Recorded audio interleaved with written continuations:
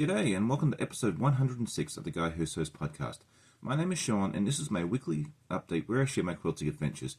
I'd like to welcome both new and returning viewers, but if you are new, I'd love it if you take just a few moments to say hi in the comments so we all know we have a new friend. Come see what I've been working on, what I've completed, and all the other fun and exciting news. But let's go ahead and get started with our works in progress.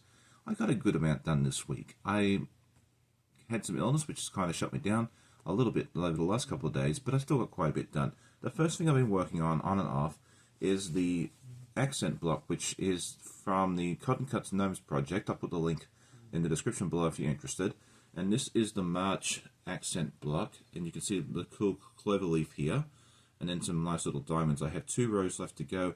Everything's pre-cut, it's really fun. So I've been having a lot of fun doing this one here, and it's a little different to doing the gnomes. And the I'm really a big fan of this accent block. And then the other thing I've been working on, and this is just a little sneak peek because you'll actually get to see the whole reveal of the completed project next week, as it's a collab that I'm doing with Stephanie from Stephanie Stitches, Shannon from Slay Arts, and Stephen from Bland Designs and Idiot Quilter. But it's the Fab Farm, and I've got it basted, and I've already started quilting it. It's not going to be anything fancy, but it's going to be practical because it's going to go to a co-worker of mine who's expecting her second child very, very soon. So that's what I have for my works in progress. I have numerous finished objects to show you later on and some more fun and exciting news, so don't run off. But now we'll move on to our week in review.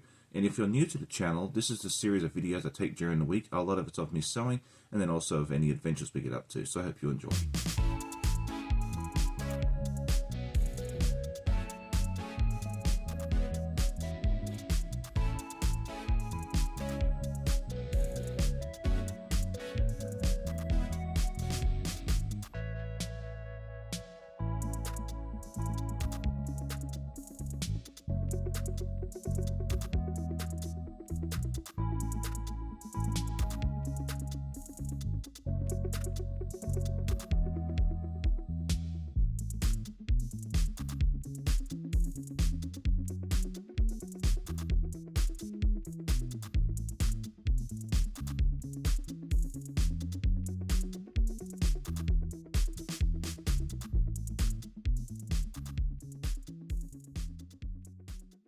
Last week I asked everybody what their goals were for 2024, and I loved reading through all the responses. A lot of people are trying to work through their stash and complete their works and progresses, and I'm very much the same way in that. So I think we all have very, very similar goals. So I'd love to encourage you to get through those goals, just like you will definitely encourage me.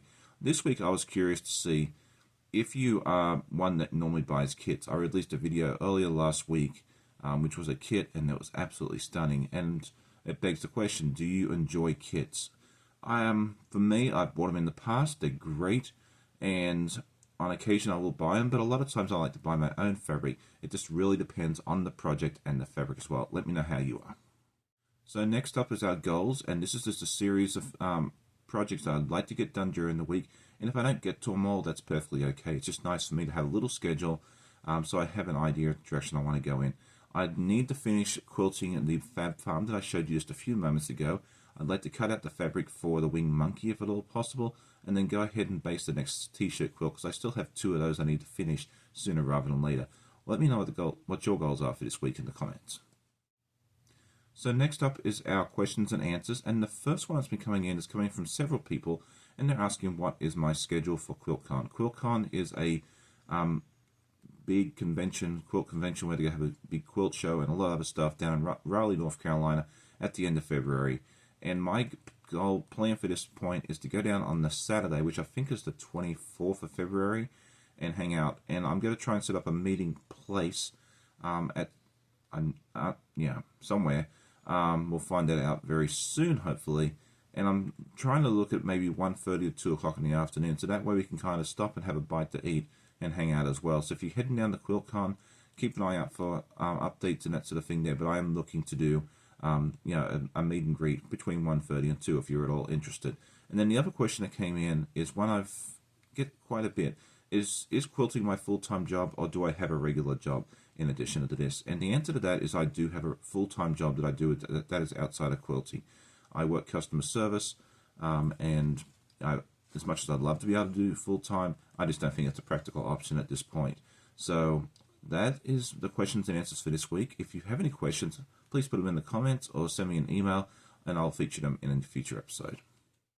So next up is our news and events, and we had a couple of videos come out this week. Last Monday I put out my latest edition of Investigating Quilts. It was a wonderful Southwestern themed quilt and it looked really, really stunning. So if you missed that video, go check it out.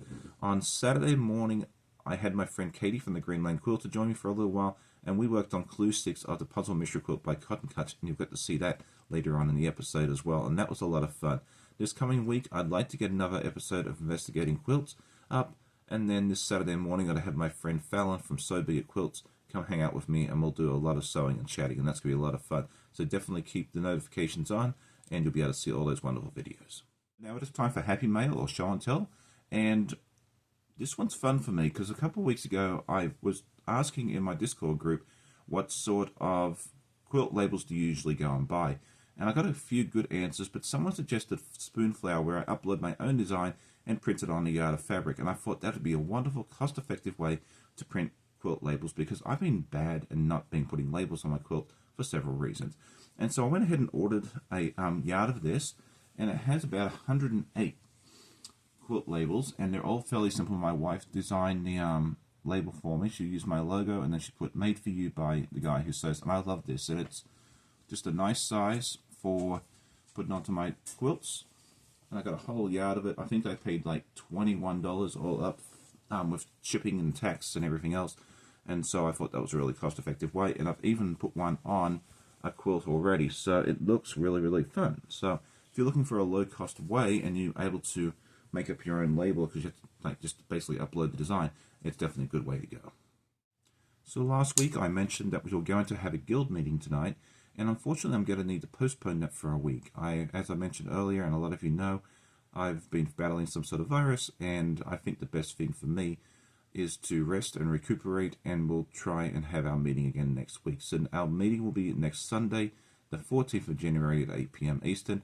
I'd love it if you'd be able to join us, and it's been a lot of fun talking to new people that are very interested in joining. I apologize for the last minute cancellation, but it is definitely the best thing for me, and I have to take care of myself.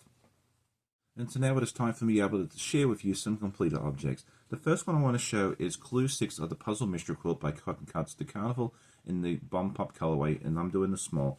And this is section, they actually had 4 sections this month, and I got it done yesterday, and during my live, we've only happened to pull out my friend Jack once. So this is section 1A. I love all the different colors in this. I think it turned out really cute. And then section 1B. Now that's going to look really nice when it's all done. And then section 3, 6C and D look very similar. And these were the easiest sections. I thought these ones were fun. So I'm not sure how these all going to go together. I think it's going to be a lot of fun to figure out how these go into the final quilt. Sheila, the designer, is doing a wonderful job at keeping us all guessing. And then the other thing I want to show is the completed Mad Hatter block. You've all seen this come together in pieces, really. I showed you a head one week and then the head and the body last week, but thankfully he is all done now. So let's take a look at him and see how he looks. And so there's the head that you've all seen, and the body I made last week, and then here is his legs. And I think this is a really, really fun block, and Matt has done a wonderful job designing this over at Art East, and yeah, he just done a great job on this. So there's still a cake block to make for this, which is a bonus block that goes into the quilt, so we'll get that done soon. And then we'll move on to the next one, which is the Dormouse. So that concludes today's episode. I hope you enjoyed it. If you did, definitely hit the like button, share with a friend, and I always love hearing comments from my audience. So I hope you all have a great day, happy sewing, and we'll see you next time.